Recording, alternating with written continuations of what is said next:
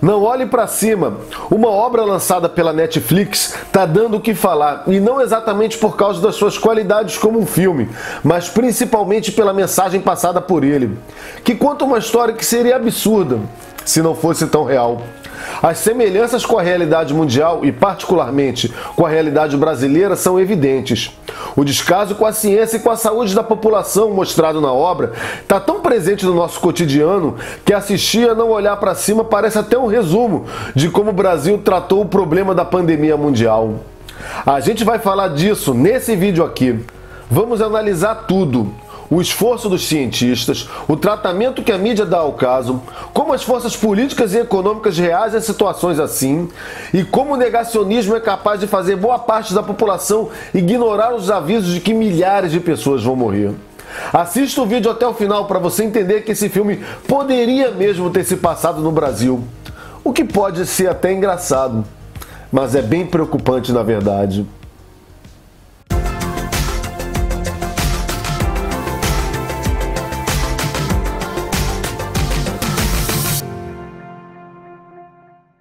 Pessoal, antes de mais nada, já preciso dar um alerta aqui.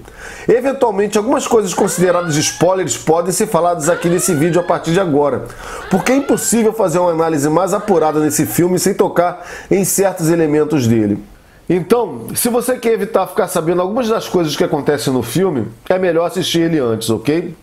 A premissa de Não Olhe Pra Cima combina tão bem com o momento de negacionismo que a gente está vendo acontecer com a pandemia, que parece mesmo que esse filme foi feito para que a gente reflita sobre esse assunto.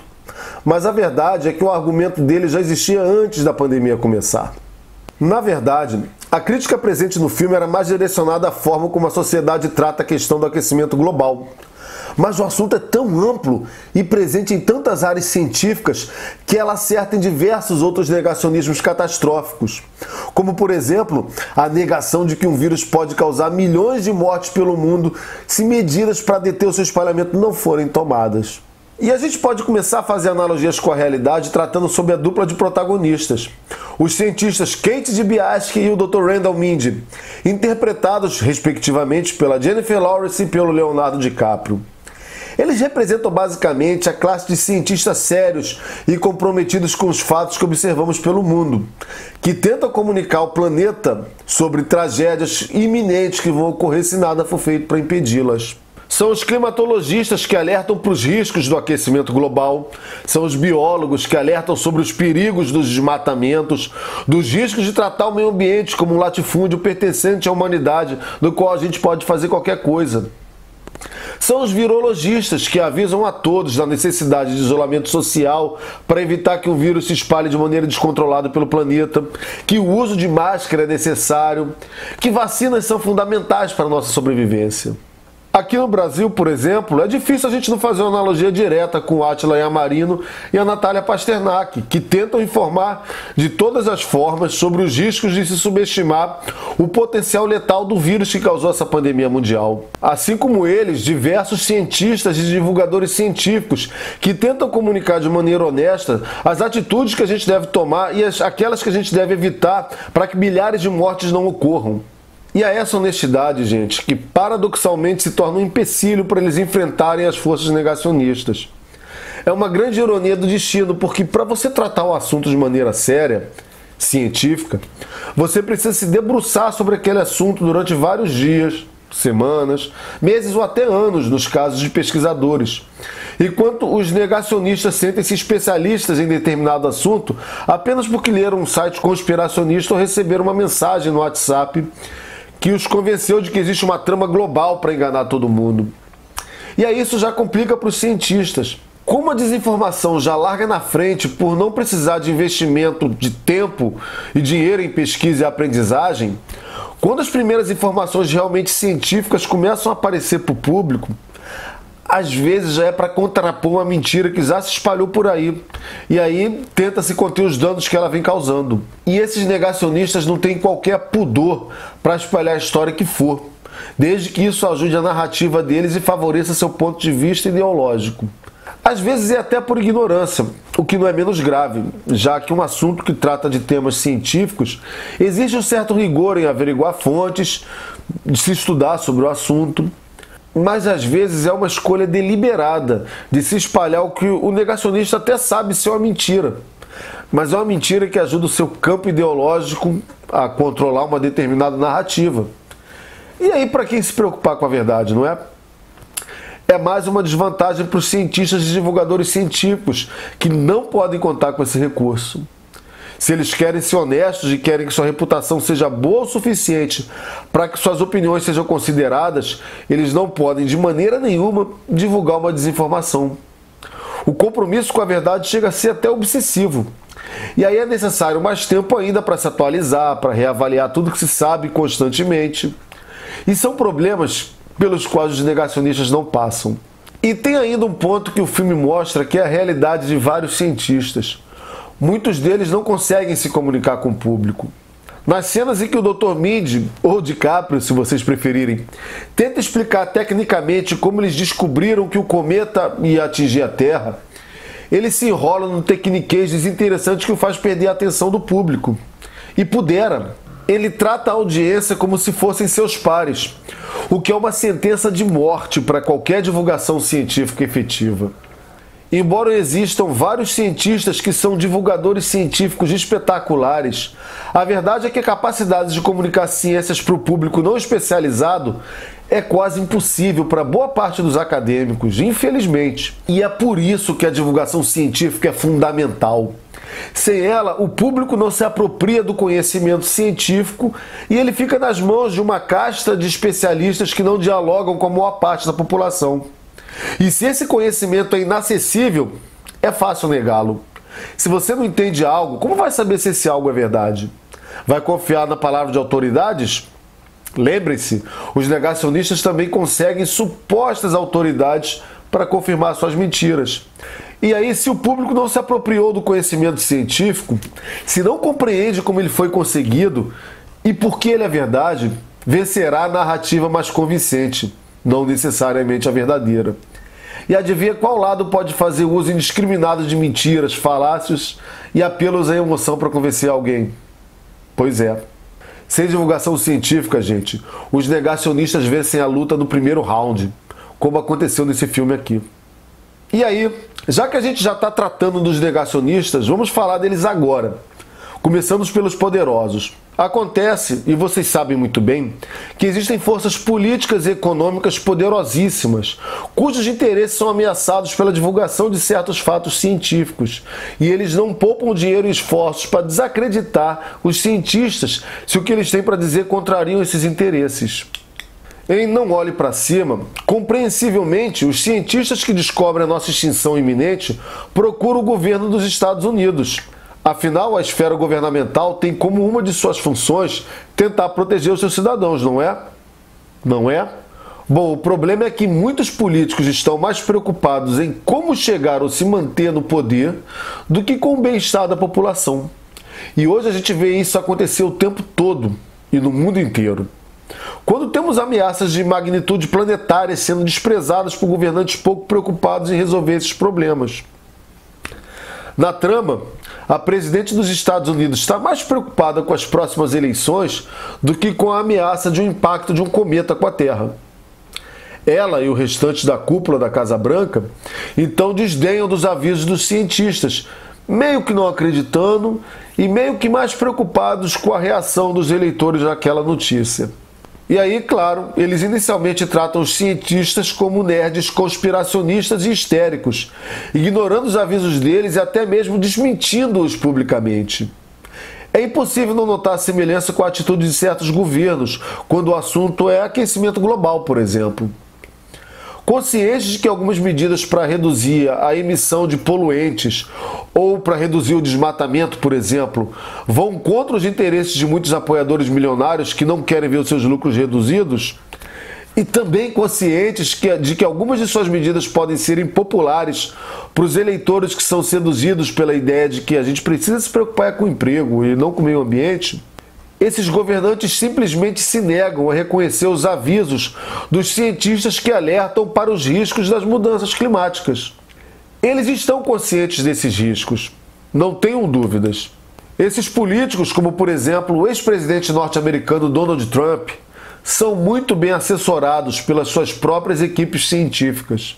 Mas as grandes catástrofes causadas pelo aquecimento global, na opinião deles, não é um problema tão imediato e não é uma bomba que vai explodir no colo deles.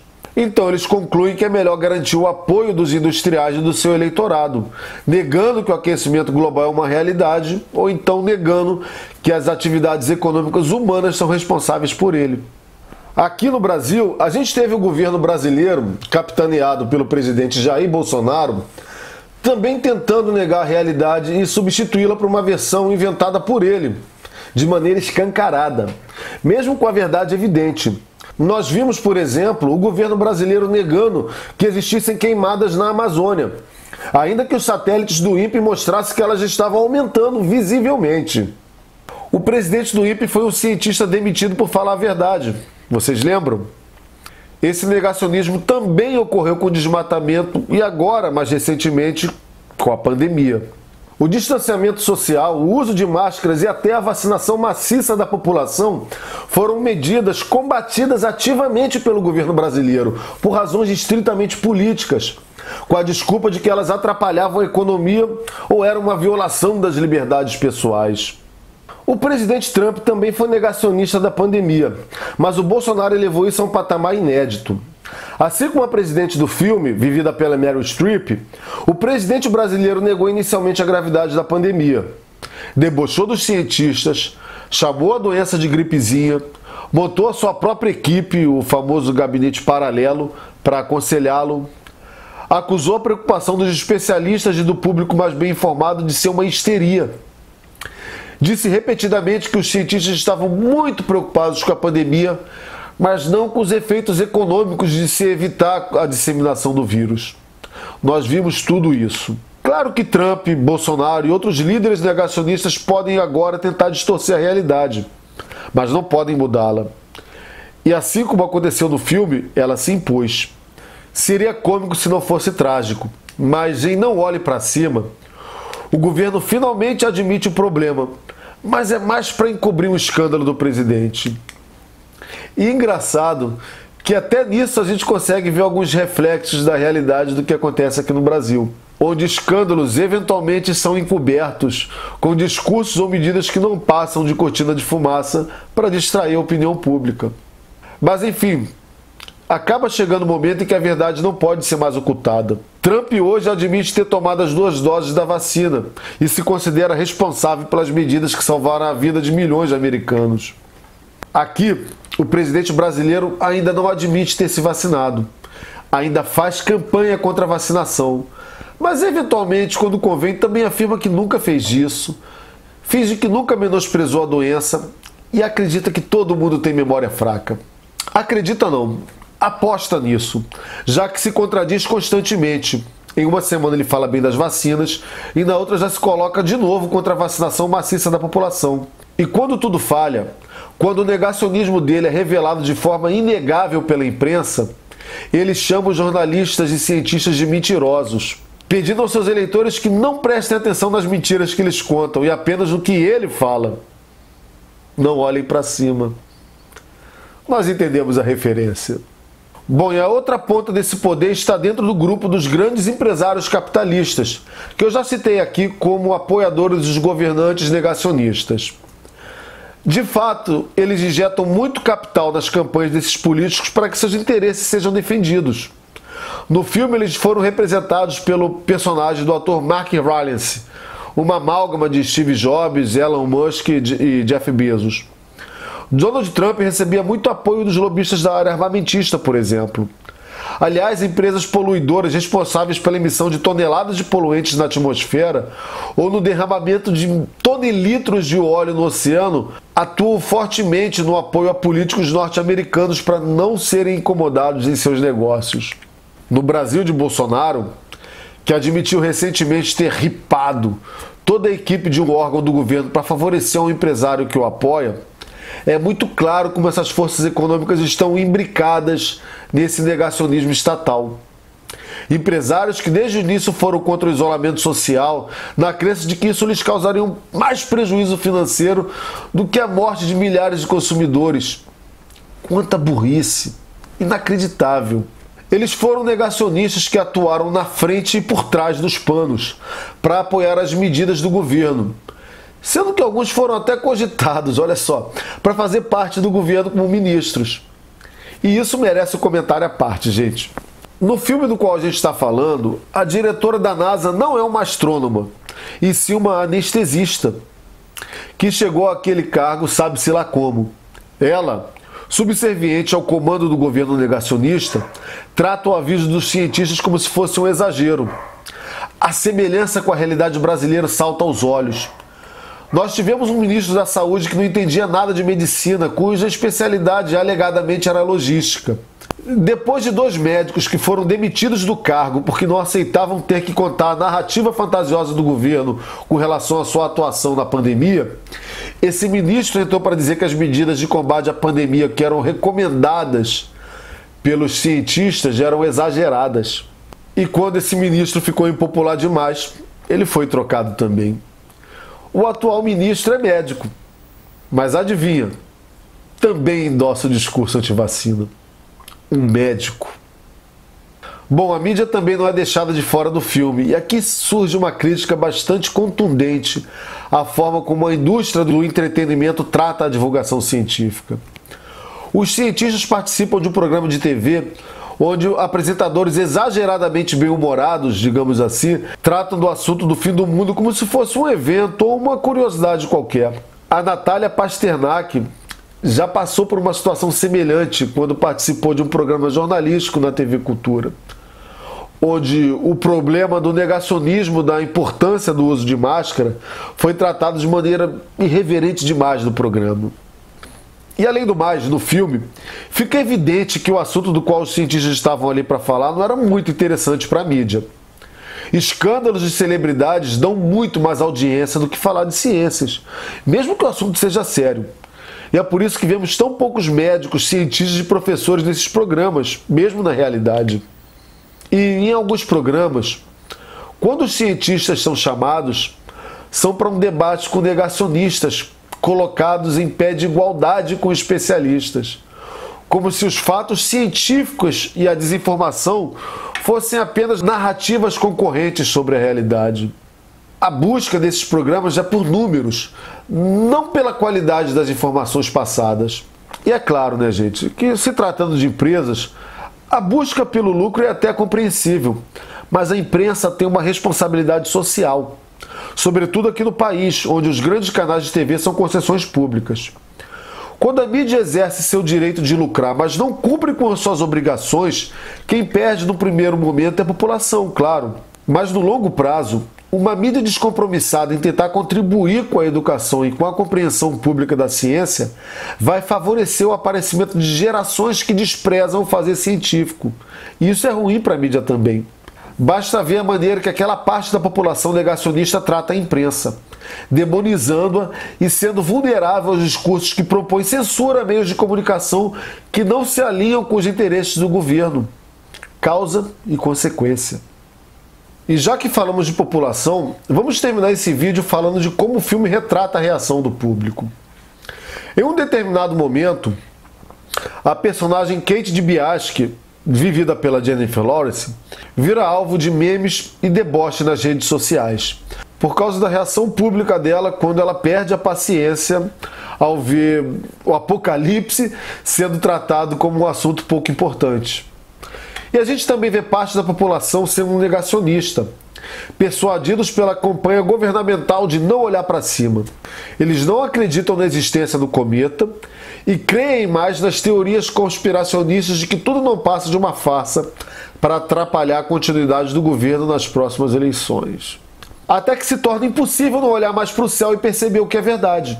O cometa está chegando e agora a destruição do planeta e a morte de todos é inevitável. Desde quando a pandemia começou, apoiadores de Trump e de Bolsonaro acreditam em seus discursos negacionistas, defendendo-os de maneira que beira o fanatismo. E com isso a doença se espalhou rapidamente, tanto lá nos Estados Unidos quanto aqui no Brasil. Terrenos que se tornaram férteis para a disseminação do coronavírus, já que as pessoas se recusavam a se isolarem e a usarem máscaras, e mais tarde a se vacinarem. Entendam, Não é que o negacionismo pandêmico não fosse existir se esses governantes agissem de maneira diferente. É claro que sempre haverá quem se recusa a tomar vacina ou a acreditar no que os cientistas têm a dizer. Mas é inegável que o discurso de alguém que tem milhares de fãs que o segue quase religiosamente influenciará sua tomada de decisão do que for. Além do mais, por causa da ignorância sobre alguns aspectos científicos e também por causa da disseminação de desinformações, a opinião de um presidente da República tem muito peso para aqueles que estão meio que em cima do muro sobre acreditar na gravidade da doença ou não. Nós vemos nesse filme a presidente e a sua equipe negando que o cometa exista, pedindo para as pessoas ignorarem os avisos dos cientistas e as pessoas então obedecendo de maneira bovina. E nós vimos aqui no Brasil o mesmo acontecer. Incentivados pelo presidente e pela sua equipe, o público desprezou a ciência e hostilizou os cientistas e divulgadores científicos, que foram alvos de discursos de ódio, se tornaram memes e tiveram seus avisos deliberadamente desprezados por milhares de brasileiros. Mas, como no filme, a verdade se impôs. Sempre chega um momento que não dá mais para não olhar para o céu. Mais de 600 mil mortes depois, a maneira desastrosa com que a pandemia foi tratada no país ficou evidente. Embora ainda existam muitos negacionistas na população, muito abriram os olhos com a perda de celebridades, de amigos, de parentes, e continuarão a abrir, porque a doença infelizmente ainda está aí. E já com relação ao aquecimento global, muitos ainda vão negar os efeitos da ação humana no ambiente e das mudanças climáticas resultantes dessa ação durante muito tempo. Ao contrário da pandemia, os efeitos do aquecimento global são de mais longo prazo, mas podem ser até mais devastadores para a humanidade. Nesse caso, talvez seja mais difícil enxergar alguma coisa olhando só para o céu. Não é tão evidente. Porém, sorte nossa que existem os cientistas que não se cansam de tentar alertar o mundo dos perigos que ameaçam a nossa própria existência. E os divulgadores científicos, incansáveis, lutando para que o máximo de pessoas se apropriem do conhecimento científico e o defenda. E sorte nossa também que existem filmes como esse, que são um espelho que mostra uma imagem incômoda, ainda que de maneira divertida, da nossa realidade. A mensagem está ali. Olhem para o céu. Olhem para o seu redor, olhem para todas as direções, para as pessoas que nos cercam, para a natureza, para o interior de nós mesmos. Só não fechem os olhos, porque uma hora pode ser tarde demais para abri-los. E é isso aí. Se você gostou desse vídeo, deixa um joinha, ele é muito importante para o canal. E não deixe de se inscrever se ainda não for inscrito, para não perder os novos lançamentos. E considerem se tornar membros do canal para me ajudar a fazer novos vídeos como esse. Eu vejo vocês em breve e um grande abraço.